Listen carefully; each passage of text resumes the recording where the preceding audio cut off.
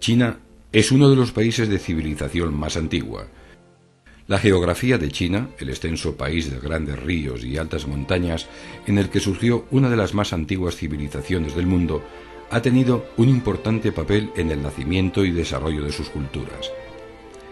Los dos ríos principales, el Huanghe y el Yangtze, surcan un gigantesco territorio en el que se dibujan montañas y cordilleras, praderas y desiertos. El resultado es un paisaje grandioso e infinito, desde la costa que baña el Océano Pacífico hasta la meseta más occidental del continente asiático. China es fundamentalmente un país agrícola. Las diferentes alturas y paisajes crean una gran variedad de recursos naturales.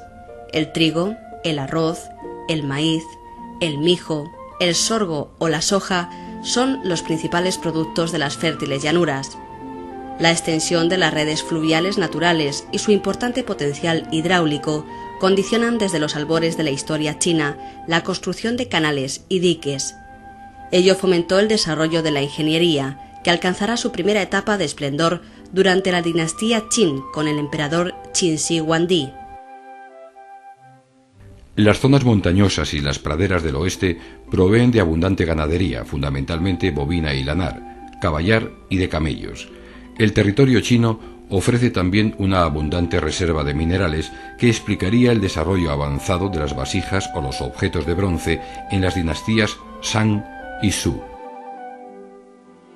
China está considerada uno de los lugares más importantes para el estudio del origen del hombre.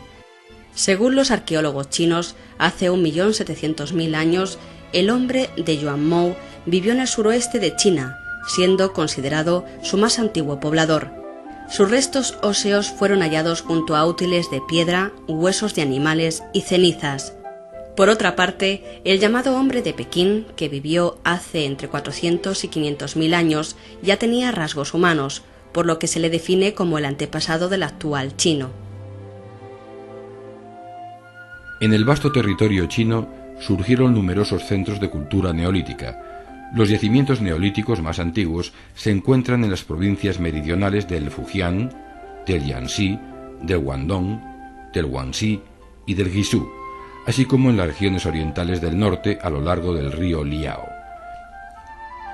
Estos yacimientos se datan el 8500 y el 5000 a.C. Numerosas tumbas contenían ajuares funerarios y junto a objetos en piedra se han hallado objetos en jade, cuya elaboración revela un alto grado de habilidad artesanal. En una época legendaria, alrededor de los siglos XXI y XVIII a.C., se formó la dinastía denominada Xia en las provincias de Shanxi y de Henan. Los ricos ajuares funerarios de este periodo demuestran la presencia de una sociedad estratificada donde el poder político coincidía con la autoridad religiosa. Esta autoridad estaba sancionada por la posesión de recipientes rituales en bronce fundido. El primer imperio chino se formó en el año 221 a.C. Qin Shi Huangdi, primer emperador, terminó con sus adversarios y estableció una monarquía centralizada, apoyada en un fuerte aparato burocrático. Qin unificó el peso y la medida, la moneda y los caracteres, estableció un tipo de sistema administrativo vertical y culminó la famosa Gran Muralla. La Gran Muralla Wanli Changchen, o la muralla de 10.000 li de longitud, es el monumento chino más conocido. Aunque llegó a tener más de 5.000 kilómetros, su longitud actual es de 2.950 kilómetros, extendiéndose desde el mar Bohai en el este hasta el desierto de Gobi en el oeste. Jalonada de torreones utilizados como postes de comunicación, pasos o puertas fortificadas, atalayas y torres. Aproximadamente cada 120 metros se levanta una torre de defensa, que en su conjunto suman 25.000. Se trata, sin duda, de una obra que sorprende por sus dimensiones. Pero no es la Gran Muralla china la única construcción monumental que debemos al emperador Qin. En la China central, a 64 kilómetros de la actual ciudad de Xi'an, los arqueólogos hicieron en 1974 el extraordinario hallazgo de su majestuoso mausoleo. En él dispuestas en perfecto orden de batalla, se encuentran miles de figuras de terracota a tamaño natural representando al ejército del emperador, que guarda así el descanso de su señor. Las estatuas están dotadas de gran realismo. Detalles de los cuerpos o del uniforme, las caras, los peinados, las armas o el rango. Cada soldado pertenece a una unidad diferente y en su rostro se puede averiguar hasta su procedencia étnica. Qin Shi Huangdi, primer emperador, no encontró sin embargo un sucesor adecuado. A su muerte en el año 210 a.C., el reino entró en decadencia. 4 años más tarde, la dinastía Qin fue sustituida por otra, Han, tras apenas 15 años en el poder. La dinastía Han conservó las instituciones básicas de su antecesora, pero ahora el confucianismo será la ideología oficial del nuevo orden. Las doctrinas de Confucio, bajo la dinastía Qin, predominaron en esta nueva dinastía. La ideología de Confucio ya había presidido las mentalidades del pueblo chino antes de la unificación. Durante ese periodo, varios pensadores como Lao Tse y Ming Tse también escribieron obras que formaron la base de la antigua cultura filosófica china junto con la de Confucio. La dinastía Han, considerada como clásica, se extiende entre los años 206 a.C. y 220 después de Cristo. En ella debemos distinguir dos periodos. La dinastía Han del oeste gobierna hasta el año 9 después de Cristo, estableciendo su capital cerca de Xi'an. La dinastía Han del este gobierna hasta el año 221, teniendo su capital en Luoyang. Durante este periodo se realizaron importantes reformas e imponentes obras de ingeniería civil que crearon riqueza y bienestar.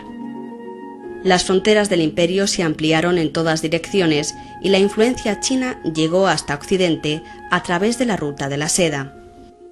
El contacto con Oriente hizo llegar a Occidente novedades extraordinarias. La brújula, la fabricación de papel, la pólvora y la imprenta son las invenciones más maravillosas de la antigua China. Su aparición ha jugado un papel muy importante para los seres humanos en su proceso de civilización. Buena parte del conocimiento chino quedó plasmado en su escritura. La escritura tradicional china, basada en unidades de significado variables, se apoya en el uso normal de 5.000 o 6.000 grafismos. Bronces rituales y estelas de piedra fueron los soportes utilizados en principio.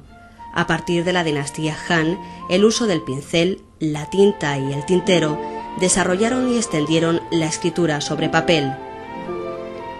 La inmensa producción literaria, científica y filosófica china dio lugar al surgimiento de extraordinarias bibliotecas como las de Zhejiang, concebidas para almacenar y transmitir el saber a las generaciones venideras. Tras la caída de la dinastía Han, ocurrida en el año 220, fueron proclamados 3 reinos: Wei, Shu Han y Wu. En el año 280, estos reinos fueron fugazmente reunidos por la dinastía de los Jin occidentales. Desde el 304 al 439, el denominado período de los 16 reinos se caracterizó por la fragmentación del territorio en una constelación de efímeros principados independientes y la entrada en China de pueblos de las estepas del norte. En este periodo empezó a difundirse la religión budista, que había entrado en China en época Han y había sido muy bien acogida, especialmente entre las poblaciones de inmigración reciente. En el siglo V encontramos a China dividida en 2 territorios, los correspondientes a las dinastías del norte y del sur. En el año 581 encontramos de nuevo una China unificada, esta vez bajo la dinastía Sui, que se prolongó hasta el año 618. Sus soberanos impulsaron reformas agrarias y fiscales, grandes obras de irrigación e iniciaron la reorganización del imperio. Pero desafortunadas campañas militares y el excesivo lujo de la vida cortesana causaron su caída. La dinastía Tang, que gobernará hasta el año 907, será la responsable del renacimiento y esplendor del denominado Segundo Imperio Chino. Con ella finaliza el periodo antiguo de la civilización china. Entre los años 907 y 960, China conoce el periodo llamado de las 5 dinastías. A partir del año 960 y hasta el 1234, el poder lo detenta la dinastía Song, sustituida después por la Yuan. Más conocida por los occidentales será la dinastía Ming, que se prolongará hasta 1644. En este periodo será habitual la llegada a las cortes europeas de preciados objetos de lujo de origen chino, especialmente sedas y porcelanas. También durante la dinastía Ming se concibe la famosa Ciudad Prohibida, un antiguo complejo arquitectónico situado en el centro de la ciudad de Beijing, también conocida como Pekín. Fue palacio imperial de la dinastía Ming y también de su sucesora, la Qing, hasta 1911. Desde la culminación de la construcción en 1420 del Palacio Imperial, fue testigo de una historia de aproximadamente 580 años. En la antigua China fue llamada la estrella polar por su posición fija. Su planta representa el cosmos y en particular el papel del emperador, el hijo del cielo, como encargado de mantener en él la armonía. Acabamos ya nuestro recorrido por la inmensa y milenaria China, una de las zonas de civilización más antigua.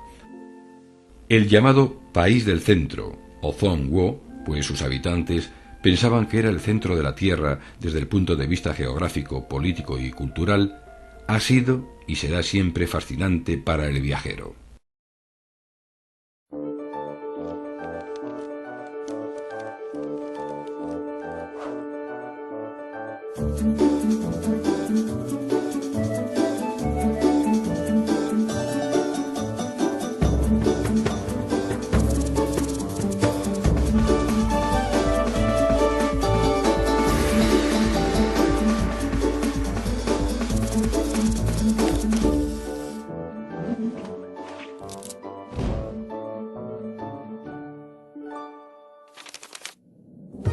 China es enorme.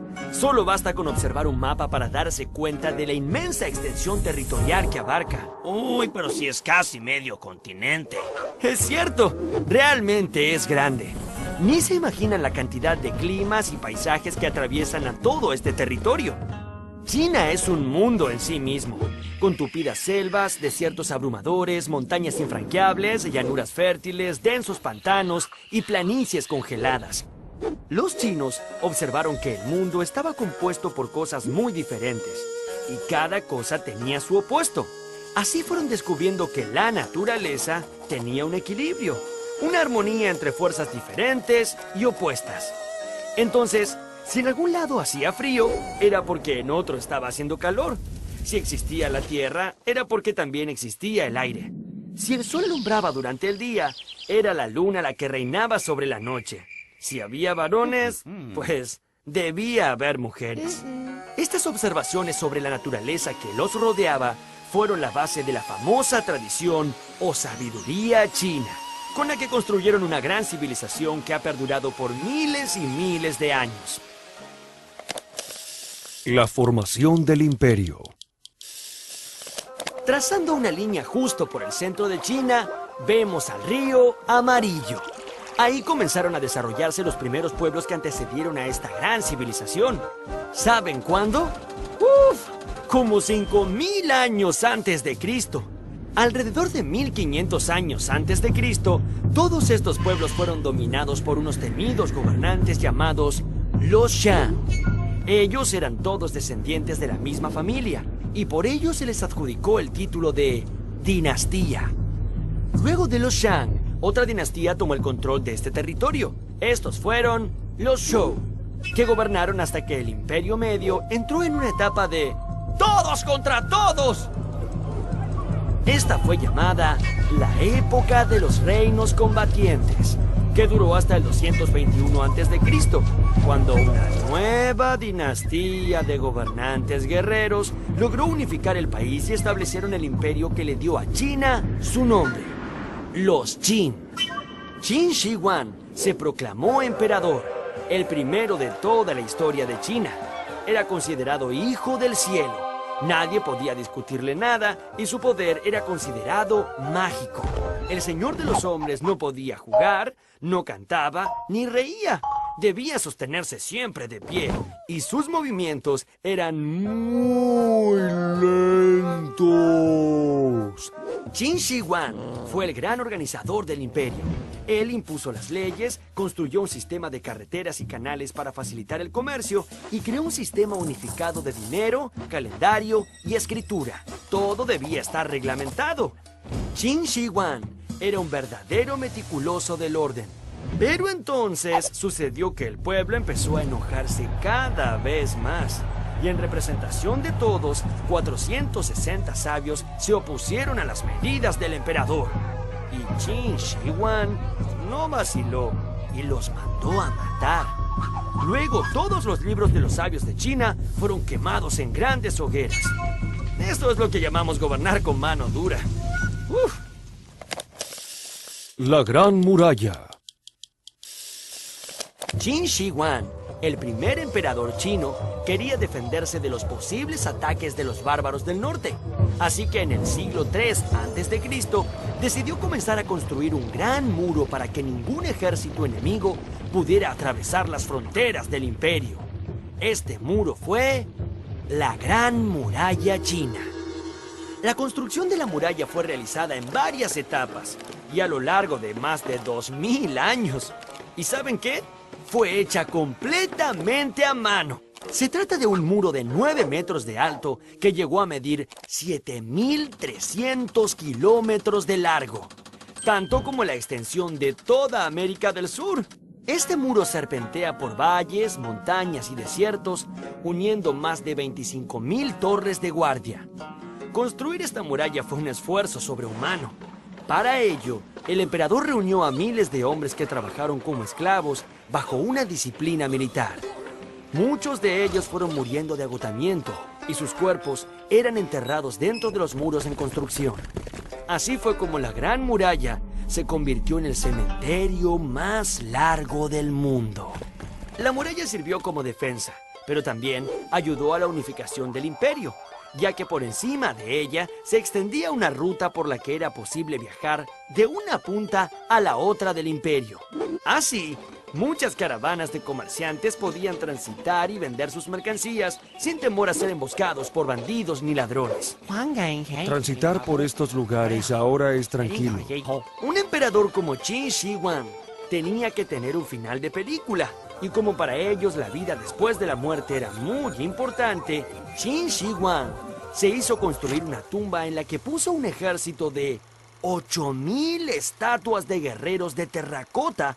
Pero hay algo más. Lo genial del ejército de guerreros de terracota era que no eran copias del mismo molde, sino el fiel reflejo de los seres humanos que en vida habían acompañado al emperador. ¡Ah! Me olvidaba. Si alguien osaba entrar en la tumba para perturbar el dulce sueño del emperador, había unas ballestas automáticas para resolver el problema. El Maestro Kong.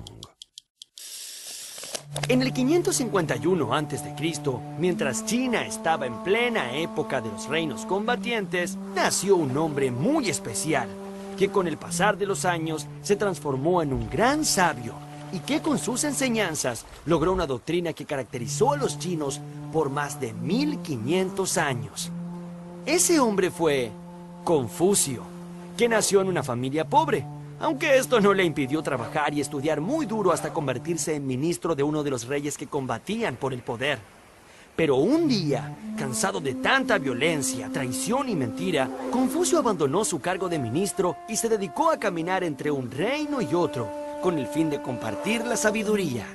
Los libros de Confucio predican 8 actitudes elementales: el respeto a los demás, la tolerancia, el perdón, la fidelidad, la devoción, la confianza, el deber y el culto a los antepasados. Estas 8 virtudes son las que debía seguir un hombre para ser bueno y recto. Tuvieron que pasar unos 350 años para que la sabiduría de Confucio fuera popular en China. Y fue de la mano de una dinastía llamada los Han. Para ese entonces Confucio ya se había transformado en una figura legendaria. Sus seguidores le decían el Maestro Kong. Y sus enseñanzas servían de guía espiritual y eran practicadas como una religión. Pero el confucianismo, no era la única religión de la antigua China. También estaban el taoísmo y el budismo. Cada hombre tenía derecho a elegir libremente su propia religión. Las tres se basaban en la búsqueda de una armonía interior, que está en directa relación con la armonía de la naturaleza. El ser y el universo. Si el universo es el producto del equilibrio entre fuerzas que se oponen, y si el hombre, para estar bien y ser mejor, tiene que estar en armonía con ese universo, entonces cualquier dolor o enfermedad que se manifieste en el cuerpo es producida por un desequilibrio entre el ser y el universo. La medicina tradicional china es la ciencia que busca regresar al hombre a ese estado de equilibrio y armonía con la naturaleza. Para los chinos, el cuerpo era como un universo en miniatura. Cada parte del cuerpo correspondía a un elemento del mundo. Por ejemplo, la cabeza era el cielo y los pies la tierra. Los brazos y las piernas eran las 4 estaciones. La respiración era el viento y la sangre la lluvia. Para estar sano, todas estas fuerzas debían combinarse en armonía. Para ello, los médicos usualmente recurrían a extractos de hierbas, frutas, granos o minerales, pero muchas veces preferían la acupuntura. Ellos creían que clavando estas finas agujas en la piel, captarían las fuerzas cósmicas y las transmitirían a través de ellas al paciente, ayudando así a reorientar la energía dentro del cuerpo. Como la armonía con la naturaleza era crucial para el bienestar, ellos proyectaban en el diseño de los jardines la construcción de un microcosmos ideal. El arte de construir jardines era el delicado encanto de combinar plantas, flores, agua y animales, para la conjunción de la armonía entre el hombre y la naturaleza. La escritura. A, B, C, D. Cada letra de nuestro abecedario corresponde a un sonido. La combinación de sonidos determina un objeto. Por ejemplo, si yo digo pájaro, ahora, ¿en qué se parece esto con esto? Bueno, en nada, ¿cierto? Los chinos plantearon su escritura de una manera radicalmente diferente a la nuestra. Si un pájaro es esto, entonces, ¿para qué escribir la palabra pájaro si es posible dibujarlo trazando un par de simples líneas? Este tipo de escritura fue llamada pictogramas. Los pictogramas no representan sonidos, sino al objeto mismo. Por ejemplo, esto sería un árbol, esto el sol, esto la luna, y esto es un caballo. Los pictogramas eran utilizados en China desde 1500 años antes de Cristo. Con el correr de los siglos, estos signos fueron evolucionando y dejaron de parecerse tanto a los objetos que representaban, permitiendo representar también pensamientos e ideas. Así fue como se transformaron en ideogramas. ¡Claro! Ahora también podían representar ideas. En la actualidad, la escritura china tiene más de 20.000 ideogramas. ¡Uf! ¿Cuántas ideas que tienen estos chinos? ¿Han notado que cada ideograma es bellísimo? Es que la escritura china era un arte. Quizás tan importante como los cuadros que pintaban los artistas. Tanto el escritor como el pintor buscaban lo mismo. A través del trazado de líneas sobre el papel de arroz, procuraban captar la esencia o el espíritu mismo de las cosas. Los inventos. Disculpe, ¿me podría indicar si falta mucho para el Polo Norte? No, el Polo Norte ya pasó hace rato. Si no fuera por los chinos que inventaron la brújula, esto hubiera pasado muchas veces. La primera referencia a un buscador de direcciones está en un libro chino editado hacia el año 1040. En él se describe una aguja imantada sobre un trozo de bambú que flotaba en un recipiente con agua. Es que los metales que adquieren la propiedad de los imanes siempre apuntan hacia el norte. Los chinos inventaron el papel. Y como si fuera poco, también inventaron un sistema para imprimir tinta sobre él. O sea, la primera imprenta. Los chinos fueron realmente muy ingeniosos e inventaron muchísimas herramientas y elementos técnicos y científicos. Por ejemplo, inventaron la pólvora. Esta sustancia compuesta por una mezcla de salitre, azufre y carbón vegetal fue utilizada en un principio para fabricar bellísimos fuegos artificiales. Ellos creían que así ahuyentarían a los espíritus de la noche. Pero quizá el descubrimiento que más sorprendió al mundo lo hicieron los gusanos. Nadie sabe cómo, pero hace más de 5.000 años los chinos descubrieron que cada uno de nosotros, justo antes de convertirnos en mariposa, hacíamos un capucho con un único y delgadísimo hilo arrojado que llegaba a medir casi 1 kilómetro de largo y que pesaba menos de 1 gramo. Muchas gracias, señor gusano. Este era el hilo de la seda, que era desenroscado pacientemente por las mujeres chinas y con él elaboraban una tela liviana, suave y muy delicada. Tan especiales eran las prendas hechas con seda que a ellas se les adjudicaba un valor mágico. Durante siglos, los chinos mantuvieron el secreto acerca de la fabricación de esta enigmática tela. Esto les permitió hacerse muy famosos y esa fama dio vueltas por todo el mundo. La ruta de la seda. En el año 138 a.C., el emperador Wu de la dinastía Han envió un embajador al encuentro de los pueblos de Occidente. Este salió de la capital del imperio en dirección oeste junto con escoltas y un centenar de comerciantes chinos. El largo viaje fue un éxito y a su regreso, los comerciantes trajeron a su emperador valiosísimos artículos. De este modo, se abrió el interés de los chinos por el intercambio de mercaderías en toda Asia Central y Europa. Pronto esa ruta empezó a ser muy frecuentada y todos los comerciantes se encontraban en el oasis de Kashi. Esos largos viajes obligaron a los comerciantes y artesanos a relacionarse con hombres de costumbres muy diferentes. Los romanos se sintieron tan impresionados por esa tela que la compraban a precio de oro. Desde ese momento, la ruta pasó a ser conocida como la Ruta de la Seda. A mediados del siglo XIII, en plena Edad Media, el mundo conocido por la cristiandad no iba mucho más allá del actual Oriente Medio. Cuentos sobre monstruos y dragones hacían que muy poca gente de Europa se aventurara más allá del árido desierto de Arabia. Uno de los viajantes aventureros de esa época fue un comerciante veneciano llamado Marco Polo. Él decidió emprender el larguísimo viaje de un extremo al otro de la famosa Ruta de la Seda. Marco Polo vivió 20 años en China y llegó a tener una relación muy cercana con el mismísimo emperador. Cuando volvió a Europa, dictó un libro que apasionó a los europeos.